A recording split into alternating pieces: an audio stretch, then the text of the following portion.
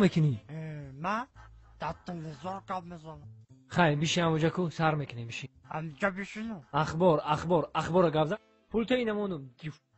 السلام علیکم تماشاگران عزتمند. اینک برنامه تلویزیونی اخبار است تلویزیون فیلم. توسط به شما میستر کلی. هفته سپیشل در شهر دوشنبه در چشمون کرده. در نزدیکی انویتی دوز رو دستگیر کردن.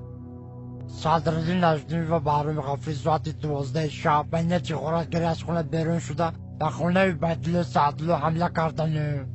عبیدالله سعدالله در حالت مست خواب بوده. از کاسه عبیدالله سعدالله 180 درم، از درون شیفانیر عبیدالله سعدالله چیزهای قیمت بها، توفی و میکه، دو پر کلوک، دو پچکه چای، دو پر نسکی و دو ترکه آن خونه را زیر کرده گریختند.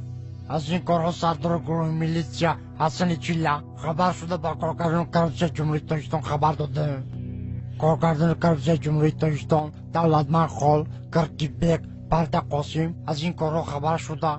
هرچین خوراکگرها را دستگیر کرده و درون کاخ برباد بردن. صدراعظم نجمی و بهرام غفوری به درون کاخ برباد برده. صدراعظم نجمی‌الدین زدن توبه قدم خدا و عصر میکنی. ای رو تسیا کدامی ژورنالیست دروغ میگه؟ تو در تلویزیون گپ زدی تو رو تمام جهان تماشا میکنه. تو دروغ میگی؟ تو رو خلق بدون چیکار میکنه؟ سنگ شپت میکنه. نخود ژورنالیست دروغ بگه.